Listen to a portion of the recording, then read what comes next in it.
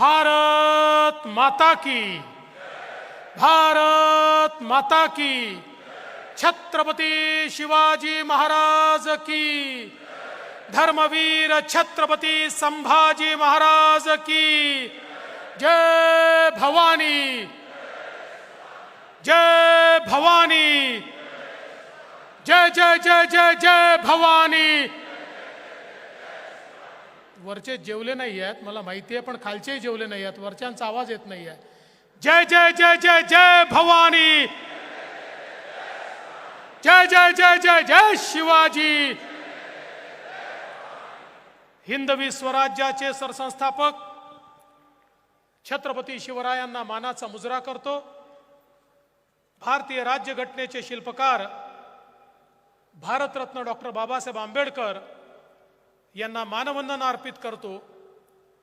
आपल्या या विशाल प्रदेश कार्यकारिणीमध्ये मंचावर उपस्थित असलेले, किंबहुना या सभागृहात उपस्थित असलेले, परंतु आता काही बैठका करतायत असे आपल्या सर्वांचे लाडके नेते, देशाचे गृहमंत्री माननीय अमितभाई शहाजी, सन्माननीय आपले प्रदेशाचे अध्यक्ष चंद्रशेखर बावनकुळेजी, माननीय शिवप्रकाशजी, माननीय भूपेंद्र यादवजी, माननीय अश्विनी वैष्णवजी, माननीय पीयूष गोयलजी, राष्ट्रीय महामंत्री माननीय विनोद तावडेजी, सन्माननीय आशिष शेलारजी, चंद्रकांत दादा पाटीलजी, रावसाहेब पाटील दानवेजी, अशोकराव चव्हाणजी, सुधीरभाऊ मुनगंटीवारजी, राधाकृष्ण विखे पाटीलजी, पंकजाताई मुंडे, रवींद्रजी चव्हाण, विजयाताई रहाटकर, गिरीशजी महाजन, मुरलीधरजी मोहोळ, रक्षाताई खडसे, मंगलप्रभात लोढाजी, सुरेश खाडेजी, विजयकुमार गावितजी, धीरज गाटेजी, राजेश पांडेजी,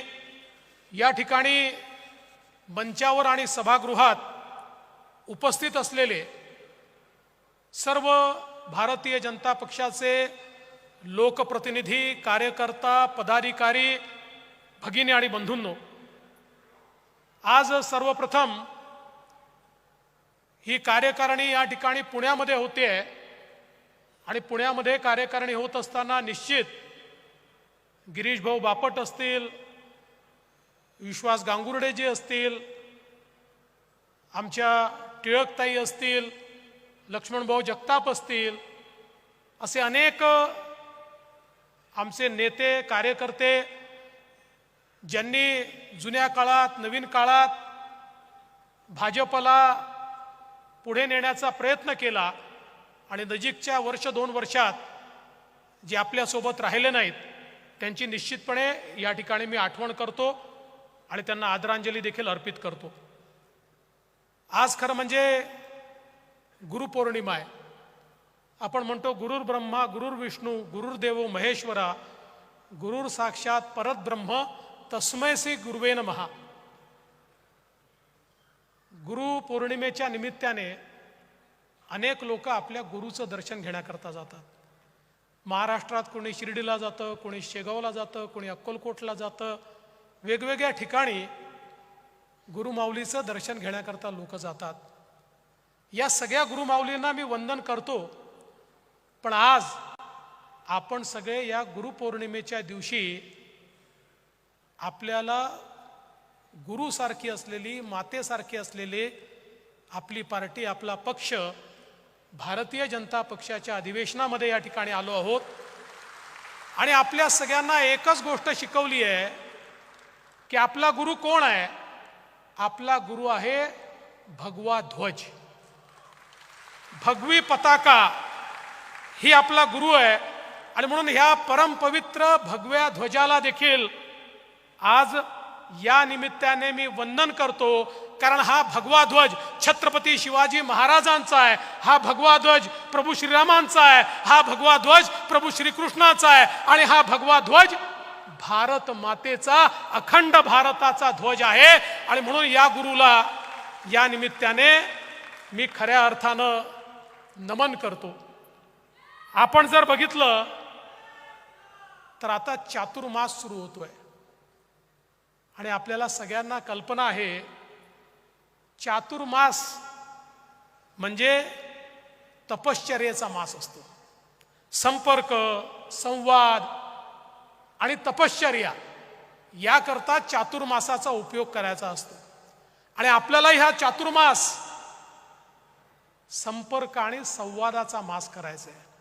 आपल्याला ही समर्पणाचा मास म्हणून हा चातुर्मास या ठिकाणी साजरा करायचा आहे. मी आधीच सांगितलं, या अधिवेशनाचं हे स्थान ऐतिहासिक आहे. एका दृष्टीने भारतीय जनता पक्षाकरता मागाशी आपले अध्यक्ष बावनकुळे साहेबांनी सांगितलं, 2013ला याच ठिकाणी आपण असंच अधिवेशन घेतलं आणि 14ला पूर्ण बहुमताने निवडून आलो आणि आता पुन्हा इथेच अधिवेशन घेतोय. आणि मी तुम्हाला दाव्यानं सांगतो, आजची तारीख लिहून ठेवा. देवेंद्र फडणवीसनी म्हटलं होतं लिहून ठेवा, या विधानसभेनंतर पुन्हा एकदा महाराष्ट्रामध्ये महायुतीचंच सरकार निवडून येईल. ही पुण्यभूमी आहे. छत्रपती शिवरायांच्या पावन स्पर्शाने पुनीत झालेली भूमी आहे. हे शिक्षणाचं माहेरघर आहे, हे तंत्रज्ञानाचं माहेरघर आहे, हे समाज सुधारकांचं माहेरघर आहे. अशा या पुण्यातनं जो विचार निघतो तो गावागावापर्यंत पोचतो. आज भारतीय जनता पक्षाचा विचार पुन्हा एकदा गावागावापर्यंत पोचवण्याकरता आपण सगळे लोक या ठिकाणी आलो. आपल्याला कल्पना आहे, आपण 2014ची निवडणूक लढलो, 19ची लढलो, 24ची लढलो. 14च्या निवडणुकीत लोकांचा निर्धार आपण बघितला. 19च्या निवडणुकीमध्ये लोकांचा पाठिंबा आपण बघितला आणि 24च्या निवडणुकीमध्ये देखील जनता आपल्या पाठीशी होती. आत्ताच या ठिकाणी माननीय रावसाहेब पाटील दानवे यांनी मोदीजींच्या अभिनंदनाचा प्रस्ताव मांडला. आशिषजींनी अत्यंत समर्थपणे त्या प्रस्तावाला समर्थन दिलं. आपण एक गोष्ट लक्षात ठेवली पाहिजे, 2014ची जी काही निवडणूक आहे, ही निवडणूक मी यापूर्वी देखील सांगितलं, आपण 3 पक्षाच्या विरुद्ध लढत नव्हतो, आपण 4 लोकांच्या विरुद्ध लढत होतो. ज्याच्यामध्ये 3 पक्ष होते त्यांची आपल्याला हरवण्याची ताकद नव्हती. 4था जो पक्ष होता तो होता फेक नरेटिव्ह, खोटा नरेटिव्ह, ज्याच्या विरुद्ध लढताना कुठेतरी आम्ही कमी पडलो. आणि म्हणून बावनकुळे साहेबांनी सांगितलंय, खरं आहे, आम्ही जिंकतो नाही तर आम्ही शिकतो. आम्ही शिकलो. फेक नरेटिव्ह कसा तयार होतो, तो कोण तयार करतं याची माहिती आम्हाला आहे. आता फेक नरेटिव्ह खऱ्या नरेटिव्हने उत्तर देण्याची ताकद देखील या ठिकाणी आपण निर्माण करणार आहोत. आणि म्हणून लक्षात घ्या, आपला जो काही पराभव या ठिकाणी झाला केवळ 0.3% झाला. म्हणजे 43.6%, 43.6% आपल्याला आणि 43.9% महाविकास आघाडीला. 0.3%मुळे आपल्या 17 जागा आणि त्यांच्या 31 जागा आल्या. मगाशीच बावनकुळे साहेबांनी सांगितलं, 12 जागा भारतीय जनता पक्षाच्या अशा आहेत, 12 जागा ज्या मात्र 3% कमी मतांनी त्या ठिकाणी पडल्या आहेत. 7 जागा अशा आहेत 2% कमी मतांनी पडल्या आहेत. 4 जागा अशा आहेत 1% देखील कमी मतांनी ज्या पडलेल्या आहेत. म्हणजे थोडी मेहनत करण्याची गरज आहे, थोडी मेहनत. कुठेतरी मी असं म्हणणार नाही आम्ही मेहनत केली नाही, मेहनत केली, पण त्याच वेळी जो फेक नरेटिव्ह तयार होत होता त्याला इफेक्टिव्ह उत्तर आम्ही देऊ शकलो नाही. या देशामध्ये जेव्हा जेव्हा आरक्षणाची सीमा संपली, भारतरत्न डॉक्टर बाबासाहेब आंबेडकरांनी आरक्षण एका विविक्षित काळाकरता दिलं होतं. ते आरक्षण संपलं, अटलजींचं सरकार होतं. अटलजींनी त्यावेळी आरक्षणाची सीमा वाढवण्याचा निर्णय घेतला. आज जे आरक्षण चाललेलं आहे, अटलजींनी घेतलेला निर्णय आणि त्यानंतर मोदीजींनी घेतलेला निर्णय, पुन्हा एकदा मोदीजींनी आरक्षणाची सीमा वाढवली. म्हणून या देशामध्ये आमच्या संविधानाने दिलेलं आरक्षण आजही सामान्य माणसाला मिळतं आहे. पण एक खोटा नरेटिव्ह तयार करायचा की हे निवडून आले तर हे आरक्षण रद्द करणार, हे संविधान बदलणार, अशा प्रकारचा फेक नरेटिव्ह हा मोठ्या प्रमाणात या ठिकाणी चालवण्यात आला. पण बंधू भगिनींनो लक्षात ठेवा, जे खोटं असतं त्याचं वय मोठं नसतं, जे खरं असतं त्याचंच वय मोठं असतं. खोटं एखाद्या निवडणुकीत चालतं.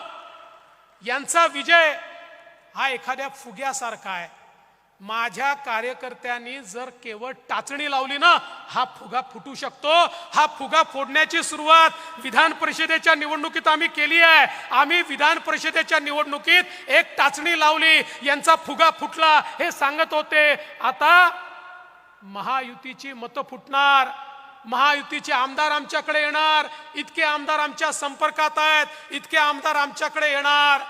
अरे महायुतीचे सोडा, तुमचेच 20 आमदार आमच्याकडे कधी आले तुम्हाला समजलं नाही. हा फुगा फुटला आहे आणि हा फुगा आता पुन्हा एकदा तुम्हाला टाचणी लावायची आहे. यांचा इतिहास काय आहे? यांचा इतिहास योजना बंद करण्याचा इतिहास आहे. मगाशी बावनकुळे साहेबांनी सांगितलं, आपल्या सरकारच्या सगळ्या चांगल्या योजना यांनी बंद केल्या. जलयुक्त शिवार सारखी योजना असेल, मेट्रो सारखी योजना असेल, प्रधानमंत्री आवास योजनेसारखी योजना असेल, सगळ्या योजना यांनी बंद केल्या. बंधू भगिनींनो, आज पुन्हा एकदा आपल्या महायुतीच्या सरकारनं अशा योजना आणलेल्या आहेत की जनमानसाच्या मनामध्ये ज्या योजना घर करतील अशा योजनांची सुरुवात आपण केली आहे. आपल्याला माहिती आहे, लाडकी बहीण योजनेसारखी योजना आमच्या बहिणींच्या सन्मानाची योजना, ही मदतीची योजना नाही आहे. ज्या आमच्या मातृशक्तीने, ज्या बहिणींनी इतके वर्ष या ठिकाणी संघर्ष केला आणि आज आपल्या पायावर उभ्या राहत आहेत, त्या बहिणींचा सन्मान करण्याकरता लाडकी बहीण योजना आपण आणली आणि जवळपास 3.5 कोटी महिलांना थेट त्यांच्या खात्यामध्ये महिन्याला 1500 रुपये देण्याचं काम आपलं सरकार या ठिकाणी करणार आहे. हे किती नाटकी लोक आहेत बघा, लबाड आहेत, लबाड. सभागृहात सांगतात आम्ही योजना बंद करू, सभागृहात सांगतात ही चालू शकणार नाही, सभागृहात सांगतात ही खोटी योजना आहे. आणि गावामध्ये सगळ्यात पहिलं पोस्टर यांचंच, आणि हेच लाडकी बहीण योजना, आणि खाली स्वतःचं पोस्टर लावून फिरतात. हा कोर्टात पण चालले, योजनेच्या विरुद्ध कोर्टातही चालले आणि पोस्टर मात्र स्वतःचं लावतात.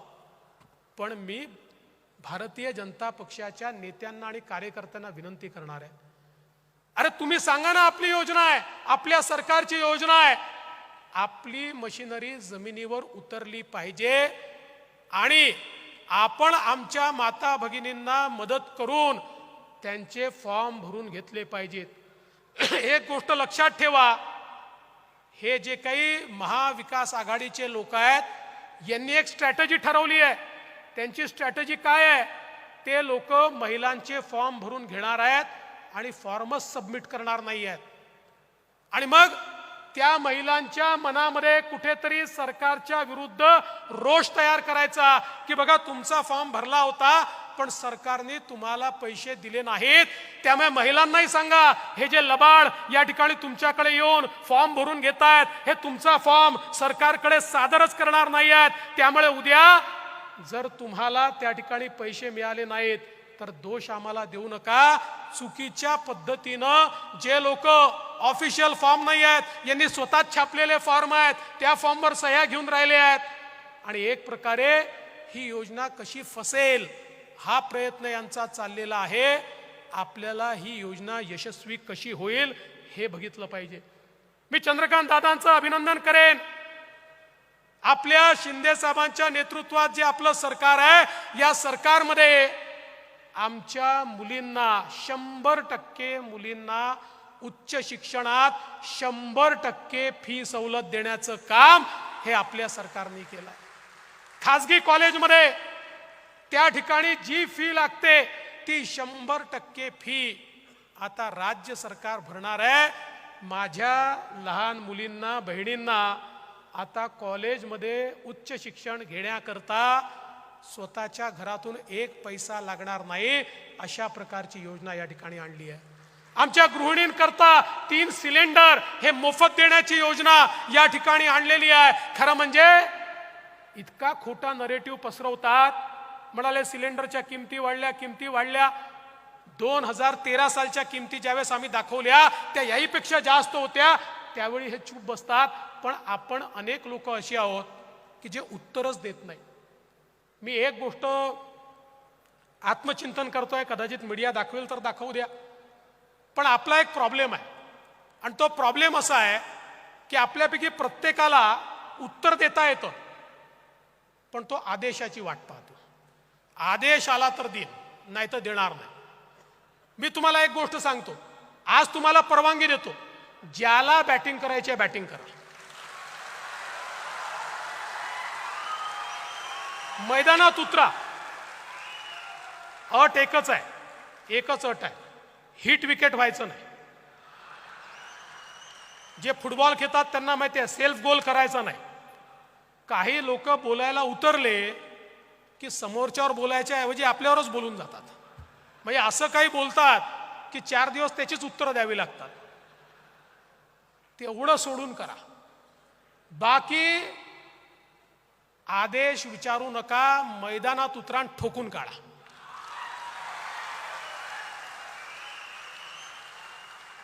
आणि तुम्हाला तर खोटं बोलायचंच नाहीये. बघा, खरं बोलायला विचार करावा लागत नाही, खोटं बोलायला खूप विचार करावा लागतो. त्यांना खोटं बोलायचं आहे, तुम्हाला खरं बोलायचं आहे.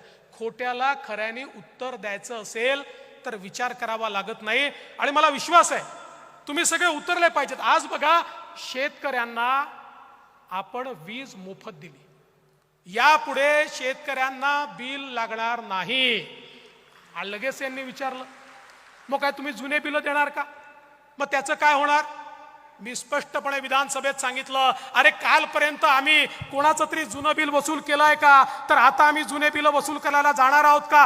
कोणाचंही जुनं बिल वसूल करणार नाही. कोणालाही नवीन त्या ठिकाणी बिल मिळणार नाही. शेतकऱ्यांना वीज मोफत म्हणजे मोफतच. आणि मला सांगितलं पाहिजे, आम्ही काही पैसे उडवायला बसलो नाहीये, योजना तयार केली. या देशातला हा इतिहास ठरेल की गेल्या 1.5 वर्षामध्ये आमच्या शेतकऱ्यांना 16,000 मेगावॅट वीज लागते. त्यातल्या 9,000 मेगावॅटला सोलरवर आणण्याचं काम आम्ही सुरू केलं आहे, जे 18 महिन्यात पूर्ण होईल. पुढच्या 3 महिन्यात उरलेल्या 7,000 मेगावॅटचं काम आम्ही सुरू करतोय. म्हणजे पुढच्या 2 वर्षामध्ये शेतकऱ्याकडे जाणारी विजेचं एकूण एक युनिट हे सोलारचं असणार आहे. आज जी 7 रुपयाला वीज पडते ती आम्हाला 2 रुपये 80 पैशाला पडणार आहे. म्हणजे आमच्या शेतकऱ्याला जी मोफत वीज देतोय, आजची जी सबसिडी आहे त्यात कुठलीही वाढ न करता आम्ही शेतकऱ्याला मोफत वीज देणार आहोत. आम्ही राज्याच्या हिताचा विचार करून आणि शेतकऱ्याच्या हिताचा विचार करून या ठिकाणी हा कार्यक्रम हातामध्ये घेतलाय. आज आमच्या मंगलजींच्या मंत्रालयाच्या माध्यमातून युवा प्रशिक्षणाची योजना आपण आणली. 10 लाख युवकांना प्रशिक्षणाकरता त्या ठिकाणी स्टायपंड आपण देणार आहोत. म्हणजे कुठल्याही आस्थापनेने त्यांना नोकरीत घ्यायचं आणि त्यांना नोकरीत घेतलं तर त्यांचा 10,000 रुपये महिना पगार हा राज्य सरकार त्या ठिकाणी देणार आहे. त्या आस्थापनेला तो द्यावा लागणार नाही. आणि त्यातनं त्यांनी शिकल्यानंतर त्यांना जे सर्टिफिकेट मिळेल त्यांना एकतर तिथेच परमनंट नोकरी मिळेल, नाहीतर दुसरीकडे मिळेल, किंवा त्यांना स्वतःचा व्यवसाय सुरू करता येईल. 10 लाख तरुणांना रोजगार देण्याची योजना या ठिकाणी आपण आणलेली आहे. आणि म्हणून मला तुम्हाला एवढंच सांगायचं आहे, योजना अनेक आहेत, पण जोपर्यंत आम्ही रोज बोलणार नाही, आम्ही रोज सांगणार नाही, प्रत्येकाच्या तोंडी योजना असलीच पाहिजे. जो भेटेल त्याला, अगदी लोक वैतागले तरी चालतील, लग्नात गेलं तरी त्यांना काय योजना आहे हे सांगा, त्याच्यानंतर मग त्या ठिकाणी लग्न लावायला जा. कारण पब्लिक मेमरी अत्यंत शॉर्ट असते. आपण काल काय बोललो हे आज लोकांना लक्षात राहत नाही. आणि चांगलं जे असतं, सकारात्मक जे असतं ते इको पण होत नाही. सकारात्मक गोष्टी इको करायला त्रास असतो, नकारात्मक गोष्टी या पटकन इको होतात. आणि म्हणून त्या दृष्टीने देखील आपल्याला निश्चितपणे मोठ्या प्रमाणात आता प्रयत्न करावे लागणार आहे. मी एक गोष्ट आपल्या लक्षात आणून देतो. बघा, ज्यावेळी हा सगळा फेक नरेटिव्ह चालला होता, आपल्यापैकी अनेकांच्या लक्षात आलं असेल, काही लोक, काही सोशल मीडियावरचे लोक हे त्या ठिकाणी आपल्या विरुद्धचा फेक नरेटिव्ह चालवत होते. एक लक्षात घ्या, हे छोटं षडयंत्र नाही आहे. ही या 4-5-10 लोकांची अवकात पण नाही आहे की एवढा मोठा इको ते करतील. याच्या पाठीमागे फार मोठं षडयंत्र आहे. आज ज्या प्रकारचे अल्गोरिदम्स या ठिकाणी तयार करून आणि हे सगळं लोकांपर्यंत खोटं पोचलं पाहिजे अशा प्रकारचं षडयंत्र झालं. हे काही मुठभर लोकांच्या बसचा रोग नाही आहे. याच्या मागे त्या शक्ती आहेत ज्या शक्तींना असं वाटतं भारत मजबूत नाही झाला पाहिजे, ज्या शक्तींना वाटतं मोदीजी प्रधानमंत्री राहिले तर हा देश जगामधला सर्वोत्तम देश होईल, ज्यांना हे माहिती आहे की मोदीजींसमोर आता आपला देश टिकाव धरू शकणार नाही. अशा अनेक प्रवृत्ती एकत्रित आल्या आहेत आणि या प्रवृत्तींनी या ठिकाणी या देशामध्ये परिवर्तन व्हावं म्हणून मदत केली आहे. हे षडयंत्र देखील हळूहळू बाहेर येत आहे. आणि म्हणून आज ज्या प्रकारच्या लढाईला आपण सामोरं जातो, ठीक आहे, त्यांनी त्यावेळी केलं, आम्ही बेसावध होतो, पण मी तुम्हाला एवढं निश्चितपणे सांगतो, आता तेवढीच ताकदीची तयारी आपण देखील केली आहे. आता चिंता करण्याचं कारण नाही आहे. फेक नरेटिव्हला थेट नरेटिव्हने उत्तर देण्याची ही सगळी इकोसिस्टीम आपण तयार करतो. पण तुमच्याकडनं अपेक्षा आहे, पुन्हा तुमच्याकडनं अपेक्षा आहे, भारतीय जनता पक्षाचे कार्यकर्ते किती आहेत, पदाधिकारी किती आहेत? म्हणजे असं सांगतायत की एकदा स्वातंत्र्यवीर सावरकरांनी असं म्हटलं होतं की सगळे भारतीय थुंकले तरी देखील इंग्रज वाहून जातील. असं आपल्यापैकी प्रत्येकाने रोज एक जरी पोस्ट केली ना तरी देखील फेक नरेटिव्ह संपून जाईल, एक पोस्ट. पण दुर्दैवाने, आणि परत मोकळ्यापणाने बोलतो, मला माफ करा, आमचे लोकप्रतिनिधी देखील करत नाही. आज लोकप्रतिनिधींचे हँडल बघा. अरे बाबांनो, लक्षात घ्या, लढाई जमिनीवर लढतोय आपण, पण त्याच सोबत ही लढाई टेक्नॉलॉजीची झाली आहे, त्याच सोबत ही व्हर्च्युअल झाली आहे. तुमच्या विरुद्धचा खोटा नरेटिव्ह लोकांपर्यंत टेक्नॉलॉजीने पोहोचवलेला आहे. त्याला जर तुम्ही उत्तर दिलं नाही तर तुम्ही जमिनीवर मेहनत करावीच लागेल, ती करतोच, श्रम आहेतच, पण त्याच्यासोबत याचंही उत्तर जर आपण दिलं नाही तर आपण याचा मुकाबला करू शकणार नाही. बंधू भगिनींनो, मला विश्वास आहे की तुम्ही सगळ्यांनी जर गांभीर्याने घेतलं तर एक मोठं परिवर्तन या ठिकाणी निश्चितपणे होऊ शकतं. आज खरं म्हणजे राज्यामध्ये एक विचित्र अशा प्रकारची स्थिती आहे. ही अशी स्थिती आपण राज्यात कधीच बघितली नव्हती. समाजामध्ये एक मोठी दुफळी तयार झाली आहे. अनेक समाज एकमेकासमोर उभे आहेत आणि दुर्दैवाने या राज्यातल्या काही नेत्यांना असं वाटतं की हे समाज एकमेकासमोर उभे राहिले तरच आपण निवडून येऊ शकतो, म्हणून त्याच्यामध्ये पेट्रोल टाकण्याचं काम काही राज्यकर्ते करतायत. खरं म्हणजे एक गोष्ट लक्षात घेतली पाहिजे, अरे निवडणुका येतील जातील, एखादं सरकार बनेल राहणार नाही, सरकार येतात जातात, पण समाज एकसंघ राहायला पाहिजे. समाज जर असा दुफळीत राहिला, एखाद्या निवडणुकीत तुमची पोळी भाजली जाईल, पण एकदा समाजामध्ये दुफळी राहिली तर किमान 3 पिढ्या ती दुफळी तुम्हाला दूर करता येत नाही. कुठे आम्ही समाजाला आमच्या नेतो, काय नेमकं आम्ही करतो, याचा देखील विचार झाला पाहिजे. भारतीय जनता पक्षाने नेहमी स्पष्ट भूमिका ठेवली आहे. मराठा समाजामधला जो गरीब मराठा आहे याला आरक्षण मिळालं पाहिजे, ही पहिल्या दिवशीपासून भाजपची भूमिका आहे. माझा सवाल आहे, आरक्षणाची लढाई सुरू कधी झाली? 1982 साली त्या ठिकाणी स्वर्गीय अण्णासाहेब पाटलांनी काँग्रेसच्या मुख्यमंत्र्यांना भेटून सांगितलं की तुम्ही आरक्षण दिलं नाही तर माझा जीव मी संपवीन. त्या मुख्यमंत्र्यांनी सांगितलं नाही देत, आणि त्या ठिकाणी स्वर्गीय अण्णासाहेब पाटलांनी स्वतःला गोळी मारून घेतली. मराठा आरक्षणाचा पहिला बळी जर कोणी होते तर ते स्वर्गीय अण्णासाहेब पाटील होते 1982 साली. 1982 सालापासनं 2014 साली आपलं सरकार येतपर्यंत इतकी सरकार आली, त्यातली जास्तीत जास्त सरकार एक सोडलं तर काँग्रेसची होती किंवा आताच्या शरद पवार साहेबांची सरकार होती. 4 वेळा पवार साहेब स्वतः मुख्यमंत्री होते. का मराठा आरक्षण दिलं नाही? 82 सालापासून का मराठा आरक्षण दिलं नाही माझा सवाल आहे. अरे अण्णासाहेब पाटलांनी जर 1982 साली स्वतःला गोळी मारून घेतली होती, तुम्ही 4 वेळा त्या ठिकाणी रेकॉर्डवर सांगितलं मराठ्यांना आरक्षणाची गरज नाही. मी नाही बोललो, कोण बोललं? सगळ्या महाराष्ट्राला माहिती आहे, सगळ्या महाराष्ट्राला हे माहिती आहे. पण आता मतांकरता दुफळी निर्माण करण्याचं काम चाललेलं आहे. हो, आम्ही आरक्षण दिलं, आम्ही आरक्षण दिल्यावर ते हायकोर्टात ते टिकवलं आणि जोपर्यंत आमचं सरकार होतं सुप्रीम कोर्टात 3 वेळा केस लागली, सुप्रीम कोर्टाने स्टे द्यायला नकार दिला. जोपर्यंत आम्ही होतो सुप्रीम कोर्टामध्ये देखील आम्ही आरक्षण टिकवून दाखवलं. पण दुर्दैवाने तुमचं महाविकास आघाडीचं उद्धव ठाकरेजी आणि शरद पवारजींचं सरकार आलं आणि मराठा आरक्षण त्या ठिकाणी गेलं.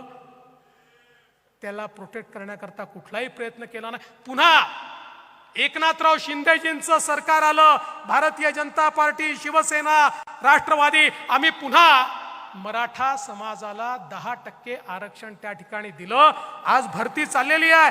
पोलीस भरतीमध्ये आपण बघा, हजारो तरुण आता मराठा समाजाचे त्यांची भरती झाली आहे. हजारो तरुणांची वेगवेगळ्या खात्यांमध्ये त्या ठिकाणी भरती झालेली आहे.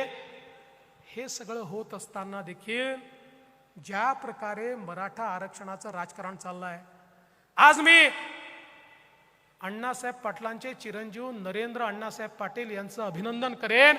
अरे आम्ही त्या ठिकाणी अण्णासाहेब पाटील आर्थिक विकास महामंडळाची घोषणा केली, त्याला आम्ही निधी दिला. आज परिस्थिती काय आहे मला सांगताना आनंद वाटतो.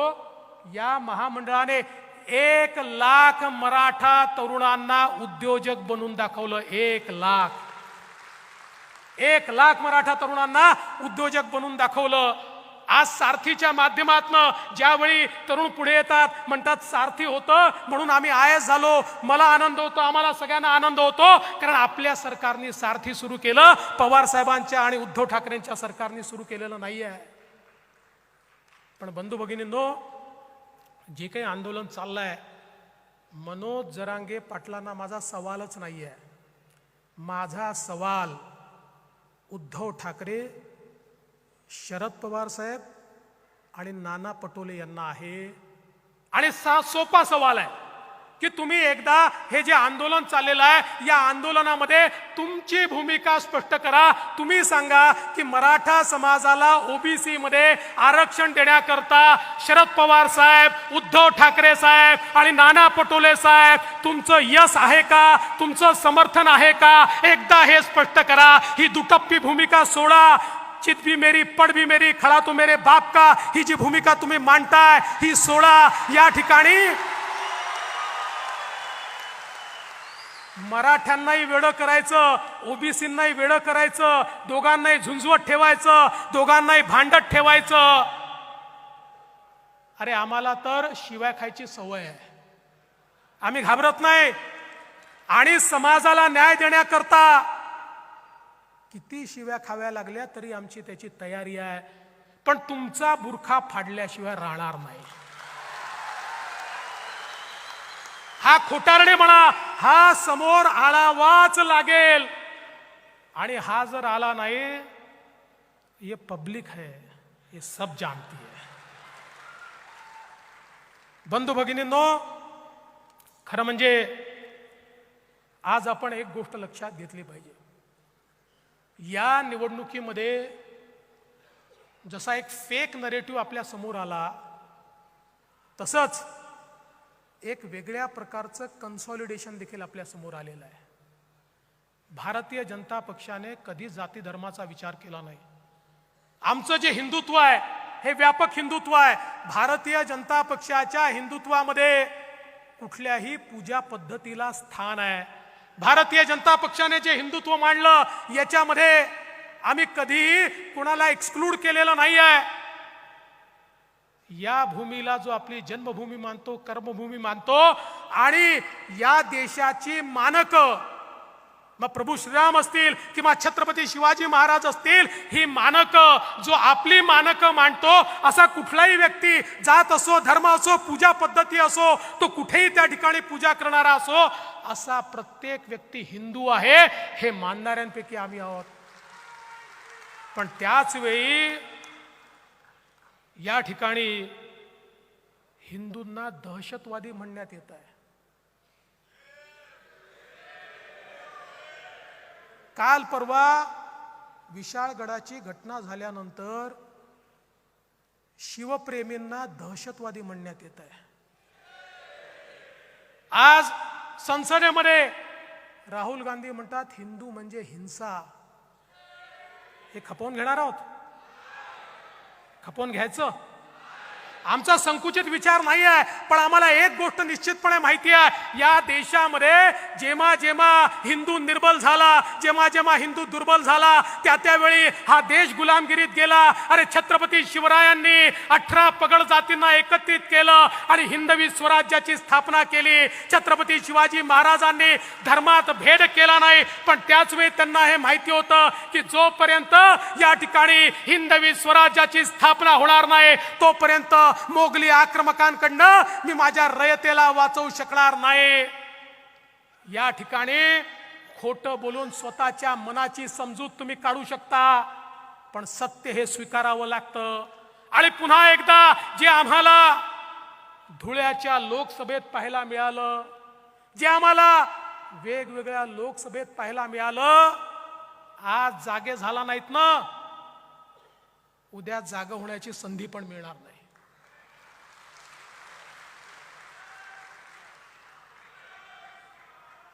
आणि मी एक गोष्ट निश्चितपणे आपल्याला सांगतो, आपल्या हिंदुत्वाबद्दल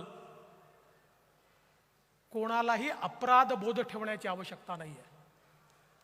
हो, आम्ही गर्वाने सांगतो आम्ही हिंदू आहोत.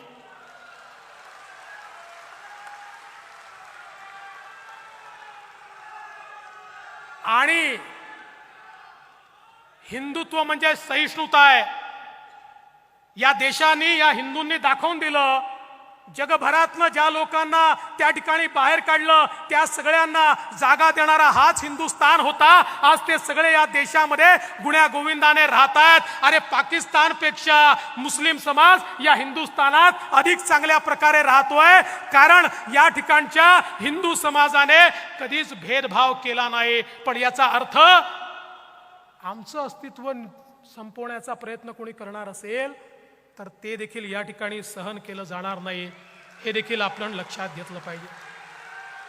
आणि म्हणून लक्षात घ्या, एक गोष्ट लक्षात घ्या, प्रभू श्रीराम ज्यावेळेस लढत होते, एक वेळ अशी आली रावणाचा निपात होतच नव्हता, पण प्रभू श्रीरामांनी रणांगण सोडलं नाही, ते प्रयत्न करत राहिले. आणि शेवटी बिभीषणाने खरी गोम सांगितली, रावणाच्या नाभीमध्ये बाण मारा, रावणाचा निपात होईल. आजचा रावण कोण आहे? आजचा रावण फेक नरेटिव्ह आहे. त्याच्या बेंबीत बाण मारला की पुन्हा सत्तेमध्ये आपण त्या ठिकाणी परत येऊ. आणि म्हणून मी तुम्हाला एवढीच विनंती करण्याकरता आलो आहे, फार कमी 2 लाख मतांचा फरक आहे. 2 लाख. अरे 2 लाख मतं तर ज्या दिवशी आम्ही लाडकी बहीण योजना घोषित केली ना, त्याच दिवशी वाढले. ज्या दिवशी यांचा फेक नरेटिव्ह सांगितला, त्याच दिवशी त्याच्या चौपट मतं आपले त्या ठिकाणी वाढली आहेत. आणि म्हणून खरं म्हणजे मला मोहत असल्यामुळे एक कविता मी या ठिकाणी आणली आहे, जी आपल्या सगळ्या कार्यकर्त्यांकरता आहे. असे जगावे दुनियेमध्ये आव्हानाचे लावणी अत्तर, नजर रोखून नजरेमध्ये आयुष्याला द्यावे उत्तर. नको गुलामी नक्षत्रांची, भीती आंधळी ताऱ्यांची, आयुष्याला भिडतानाही चैन करावी स्वप्नांची. असे दांडगी इच्छा ज्याची, मार्ग तयाला मिळती 70. असे जगावे दुनियेमध्ये आव्हानाचे लावून अत्तर, नजर रोखून नजरेमध्ये आयुष्याला द्यावे उत्तर. असं आयुष्याला उत्तर देणारा कार्यकर्ता हा आज आपल्याला या ठिकाणी तयार करायचा आहे. अरे मोदीजींनी जो भारत तयार केलाय हा मागे वळून पाहणारा भारत नाही आहे. हा 5 ट्रिलियन इकॉनॉमी पूर्ण करतोय, हा 7 ट्रिलियन इकॉनॉमी कडे चाललाय. 25 कोटी गरिबांना गरिबीतनं बाहेर काढलेला आहे. हा भारत कोणी या ठिकाणी थांबवू शकत नाही, अशा प्रकारची ही अवस्था आहे. आणि म्हणून आज कार्यकर्त्यांकडनं माझी एकच अपेक्षा आहे. बघा, थोडं मनमोकळं बोलतो. आपली देखील अनेक वेळा कुजबूज होते, ती काही चूक नाही आहे. नवे जुने असा वाद होतो, तो थोडा बहुत होत असतो. पण एक गोष्ट सगळ्यांनी लक्षात ठेवली पाहिजे, हा पक्ष का घडला. या पक्षामध्ये वर्षानुवर्ष काम करणारे 90% कार्यकर्ते असे आहेत, 90% ज्यांना हे माहिती आहे आम्हाला जीवनामध्ये काहीच मिळणार नाही, तरी ते काम करतात. कारण ते व्यक्तीकरता काम करत नाहीत, ते विचारांकरता काम करतात. ते व्यक्तीकरता काम करत नाहीत, ते विचारांकरता काम करतात. बघा, छत्रपती शिवरायांच्या विचारांना आपण सगळे मानतो. आणि महाराजांनी कधी एक पाऊल पुढे टाकलं, कधी एक पाऊल मागे घेतलं, कधी मान, कधी अपमान, कधी तह, कधी सलगी, सगळ्या गोष्टी केल्या. पण ध्येय एकच होतं. काय ध्येय होतं? हिंदवी स्वराज्याची स्थापना. हे एकच ध्येय होतं. आज आपण देखील अनेक गोष्टी केल्या आहेत. वेगळ्या परिस्थितीमध्ये सरकार तयार केलं, वेगवेगळे मित्र सोबत जोडले. काहींना आवडलं असेल, काहींना आवडलं नसेल. पण लक्षात ठेवा, या ठिकाणी केवळ सत्ता मिळवणं एवढा आपला उद्देश नव्हता. या महाराष्ट्रामध्ये ज्यावेळी आमच्या सामान्य कार्यकर्त्यावर अत्याचार होत होता, या महाराष्ट्रामध्ये सामान्य महाराष्ट्रातल्या जनतेवर कोविडच्या काळामध्ये भ्रष्टाचार त्या ठिकाणी होत असताना अत्याचार होत होता, त्यावेळी आपण हे परिवर्तन घडवलं. आणि परिवर्तन घडवताना बाळासाहेब ठाकरे, सद्य हिंदू हृदय सम्राट, यांच्या विचारांवर चालणारे, खऱ्या अर्थानं त्यांच्या विचाराचं प्रतिनिधित्व करणारे एकनाथराव शिंदेजी यांना आपण सोबत घेतलं. नंतरच्या काळामध्ये अजितदादांना देखील आपण सोबत घेतलं. हे खरं आहे, त्या राष्ट्रवादी सोबत आपण खूप संघर्ष केला. त्यामुळे अनेकांना असं वाटलं ज्यांच्याशी संघर्ष झाला आता त्यांच्याशी सलगी कशी करायची. पण ध्येय ज्यावेळेस स्पष्ट असतं त्यावेळी त्या ध्येयाकडे जाताना कधी 2 पावलं पुढे टाकावे लागतात, कधी 2 पावलं मागे टाकावे लागतात, कधी तह करावा लागतो, कधी सलगी करावी लागते. त्यामुळे एवढं लक्षात ठेवा, देवेंद्र फडणवीसला सागर बंगला मिळाला किंवा तो मिळावा याकरता हे सरकार आपण आणलेलं नाही आहे. तर माननीय आपले प्रधानमंत्री मोदीजी ज्या प्रकारे देशाला पुढे नेत आहेत, त्या त्यांच्या वाटचालीमध्ये महाराष्ट्र त्यांच्या सोबत राहायला पाहिजे. म्हणून हे परिवर्तन या ठिकाणी आपण सगळ्यांनी केलं आहे. आणि म्हणून आपल्या मनामधले किंतु परंतु काढून टाका. मला रोज 100 SMS येतात आणि इतके सल्ले देतात लोक. जो काम करतो त्यांनी सल्ला दिला पाहिजे, त्याला तो अधिकार आहे. पण अलीकडच्या काळात सल्ले देणारे वाढले आहेत. काम करणाऱ्यांपेक्षा सल्ले 2च गट आहेत, 2 वेगवेगळे आहेत. काही लोक फक्त सल्लेच देतात आणि काही लोक कामच करतात. सल्ले जरूर द्या, पण सल्ला देत असताना आपण काय करतोय. सगळं नेत्यांनी करावं असं नाही आणि सगळं कार्यकर्त्यांनी करावं असं देखील नाही. आपल्याला सगळ्यांना एकजुटीनं या ठिकाणी समोर यावं लागेल.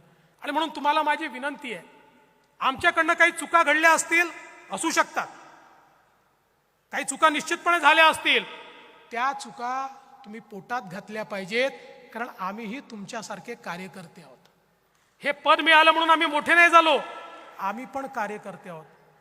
पण नुसत्या चर्चा करायच्या, नुसतं त्या ठिकाणी निगेटिव्ह बोलायचं, असा जो कारभार काही लोक करतात, त्यांना हात जोडून विनंती आहे, जे लोक निष्ठेने काम करतायत किमान त्यांच्या मनामध्ये विष कालवण्याचं काम करू नका. आजही हा पक्ष निष्ठावंतांच्या भरोशावर उभा आहे, जे निष्ठेने उभे आहेत, जे कुठल्याही परिस्थितीत पक्षासोबत उभे आहेत.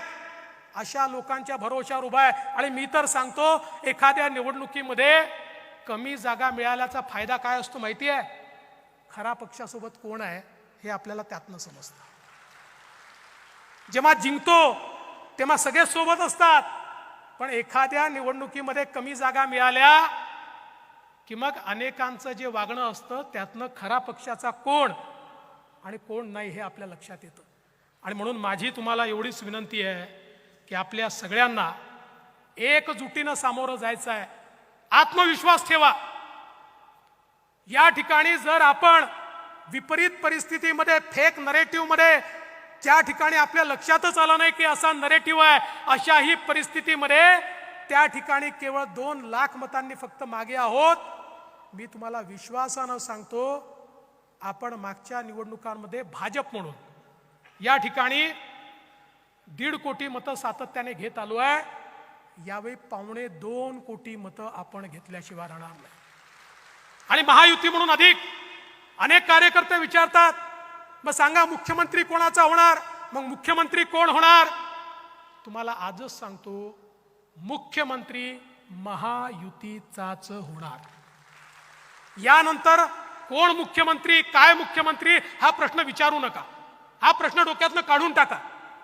आज हा प्रश्न आपल्या समोर नाही. आपल्या समोर एकच लक्ष आहे. ज्याप्रमाणे अर्जुनासमोर माशाचा डोळा एकमेव लक्ष होतं, तसं आपलं एकच लक्ष आहे, पुन्हा या महाराष्ट्राची सेवा करण्याकरता आपलं सरकार स्थापन करणं. आणि त्याकरता वाटेल ती किंमत कार्यकर्ता मोजायला तयार आहे. अशा मानसिकतेतनं जर आपण पुढे गेलो तरच मला असं वाटतं की ही निवडणूक आपण निश्चितपणे जिंकू शकू. आणि म्हणून एक भक्कम संकल्प घेऊन आपल्याला जायचं आहे.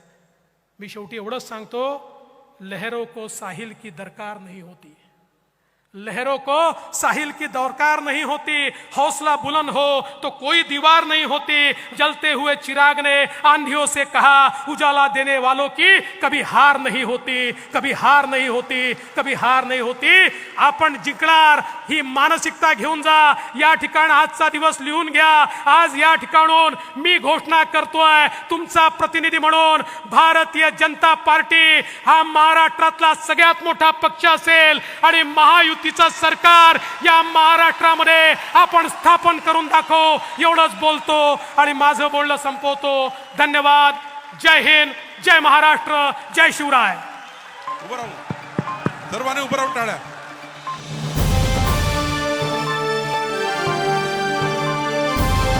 समाजकारण, प्रशासन आणि राजकारणातल्या अचूक विश्लेषणासाठी बखर लाईव्हच्या सोशल मीडिया प्लॅटफॉर्म्सना लाईक, फॉलो आणि सबस्क्राईब करा.